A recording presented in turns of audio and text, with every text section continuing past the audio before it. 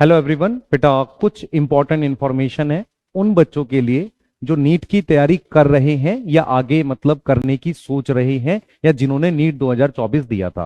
हुआ क्या है, नीट 2024 5 मई को हुआ। उसके बाद कुछ ऐसी न्यूज आई कि पेपर लीक हुआ। तो एनटीए ने 6 मई को प्रॉपर नोटिफिकेशन से बताया यार कुछ सेंटर पे राजस्थान के पेपर ऐसे बाहर एग्जाम टाइम पर आया, मतलब वैसे एग्जाम से पहले नहीं आया। फिर कुछ ऐसी न्यूज आई कि यार सेंटर्स कुछ ऐसे थे जहां पर एग्जाम के एक दिन पहले पेपर बच्चों को मिला, पर अभी उसकी इन्वेस्टिगेशन चल रही है। और इसी को लेकर कुछ लोगों ने कोर्ट में केस फाइल किया। तो सुप्रीम कोर्ट ने एक अर्जेंट हियरिंग करी। एक्चुअल में क्या हुआ, सुप्रीम कोर्ट ने कहा कि एकदम क्लियर कर देते हैं। तो जो लोगों ने केस फाइल किया वो इसलिए किया कि यार एक बार नीट का रिजल्ट जो है ना उसको रोक देते हैं और दोबारा नीट कराने को लेकर थोड़ा सा गवर्नमेंट उसको कोर्ट को बोला जाए, गवर्नमेंट को बोला जाए। तो सुप्रीम कोर्ट ने कल जजमेंट दी है बिल्कुल क्लियरली कि यार हम जो है रिजल्ट पर स्टे नहीं कर रहे। अब इस बात से क्या क्या मतलब निकलेगा इसको आप एक बार ध्यान से सुनना। सबसे पहले, अगर रिजल्ट पर स्टे नहीं है तो 14 जून के आसपास आपका रिजल्ट आ जाएगा। अगर रिजल्ट आ जाएगा तो काउंसलिंग स्टार्ट हो जाएगी। तो इससे ये क्लियर हो गया कि अभी लेटेस्ट आपको कोई ऐसी इंफॉर्मेशन नहीं मिलने वाली जहां पर नीट दोबारा होने की बात हो। दूसरा, कोर्ट ने बोला कि ये जो कुछ सेंटर्स पे मतलब पेपर लीक हुआ है इसके लिए हम जुलाई में हियरिंग करेंगे। इसका क्लियरली मीनिंग ये निकल के आ रहा है बेटा, आपका नीट का पेपर दोबारा होने के चांसेस लगभग नेग्लिजिबल हैं।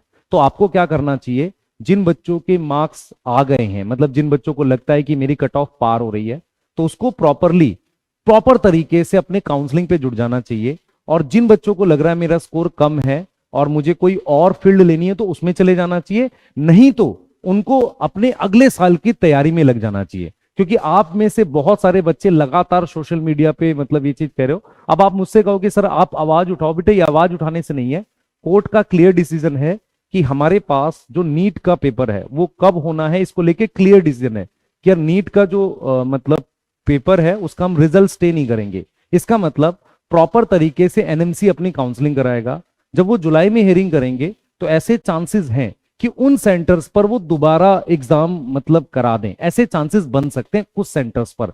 और जुलाई के टाइम पर काउंसलिंग चल रही होगी, पूरी तरीके से मतलब वो खत्म नहीं होगी या जस्ट स्टार्ट होती है। उस समय काउंसलिंग का प्रोसेस स्टार्ट होता है तो कोर्ट के पास टाइम होगा कि भाई अभी तो रैंक आई है, कॉलेज नहीं मिला। तो आप ये समझो सीक्वेंस ये है कि आपका 14 जून के आसपास रिजल्ट आ जाएगा, उसके बाद काउंसलिंग का प्रोसीजर स्टार्ट हो जाएगा। उस बीच में सुप्रीम कोर्ट की एक और हियरिंग आ सकती है जिसमें वो ये बता सकते हैं, चांसेस हैं कि हम दोबारा उन सेंटर्स पे करा दें जहां पर पेपर में कुछ गड़बड़ी हो सकती है।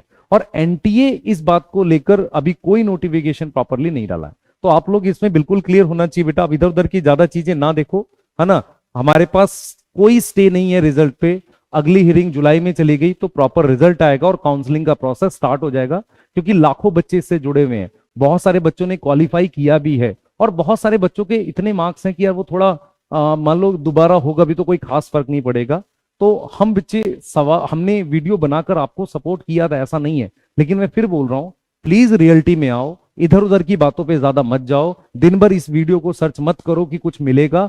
मेरे हिसाब से सुप्रीम कोर्ट एक एपेक्स बॉडी है, एक बहुत मतलब हाई अथॉरिटी है, उसके बाद आपको क्लियरिटी मिल जाती है। अब मैं यहां से आपको 2-3 मिनट कुछ ऐसी इंपॉर्टेंट बातें बता रहा हूं जो आपके लिए बहुत जरूरी है। जैसे फॉर एग्जांपल, अगर आपका नीट का स्कोर कम है तो प्रॉपरली बेटा आपको कोई ना कोई ऑनलाइन बैच या ऑफलाइन बैच ज्वाइन करके पढ़ना चाहिए।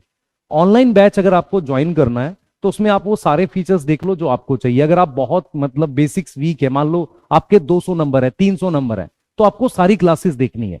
लेकिन अगर आपके 400 से 500 नंबर हैं तो आपको अपने वीक एरिया डेवलप करने हैं। तो हम भी बेटा मंथन नीट ड्रॉपर बैच मंडे से स्टार्ट कर रहे हैं, तो आप बिल्कुल कंपेयर कर सकते हो, डेमो देख सकते हो। मैं फिर बोल रहा हूं, मैं बैच को मतलब प्रमोट करने के लिए नहीं बोल रहा, मैं आपको क्लियर रास्ता दिखा रहा हूं कि जिनके 200-300 हैं प्लीज लेक्चर देख सकते हो। लेकिन जिनके नंबर देखना चाहिए, जिनके नंबर 500 450 है, उनको लेक्चर्स मेरे ख्याल से नहीं देखने चाहिए सारे। उनको अपने वीक टॉपिक्स पे काम करके जल्दी सिलेबस खत्म करना चाहिए। यस। और बहुत सारे बच्चे बेटा ऑनलाइन में काफी ईयर से मेहनत कर रहे होते हैं, 2 साल 3 साल। क्योंकि मैं पटना ऑफलाइन सेंटर पे हूं, वहां पढ़ा रहा हूं, तो मुझे पता है प्रॉब्लम जो आ रही है।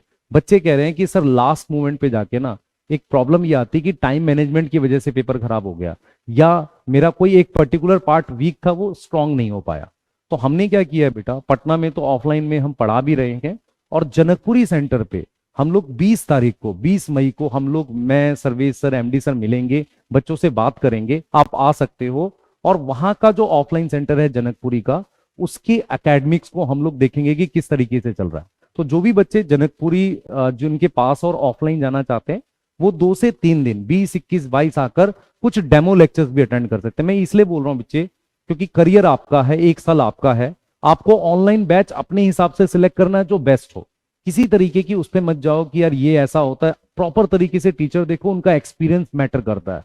ऑफलाइन सेंटर पे ये देखो कि आपको किस साइज के क्लासरूम मिल रहे हैं, टीचर्स कैसे हैं आपके लिए, क्या वो फिजिक्स केमिस्ट्री में एक्स्ट्रा एफर्ट देंगे, क्योंकि बहुत सारे बच्चों का जो वीक है, या तो फिजिक्स है या केमिस्ट्री है, कुछ का हो सकता है बायो भी हो।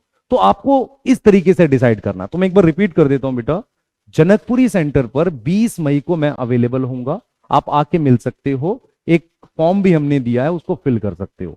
मेरा कोई ऐसा नहीं है, मैं आपको क्लियर बता रहा हूं, नीट का बेटा चांसेस नहीं है। तो बोलेगा कि सर नहीं, नीट तो बताया नहीं आपने, बेटा नीट के चांसेस नहीं है दोबारा होने के। 2025 के लिए अब आपको जाना पड़ेगा। बहुत रेयर लाइन है कि शायद कुछ ऐसा बन सके, बहुत रेयर लाइन है। तो उल्टी सीधी वीडियोस मत सर्च करो, पढ़ाई पे लगो और पूरे एफर्ट अपने लगाओ एग्जाम में। 365 दिन आपको कभी दुखेंगे नहीं, कि अगर मान लो आपने 365 दिन लगाए और डॉक्टर बन गए, वो दुखेंगे नहीं। दुखेगा क्या कि अगर आप सही डिसीजन नहीं लेते, क्योंकि साल आपका है, करियर आपका है। तो मेहनत करो, और मिलते हैं बेटा 20 मई को जनकपुरी सेंटर पे।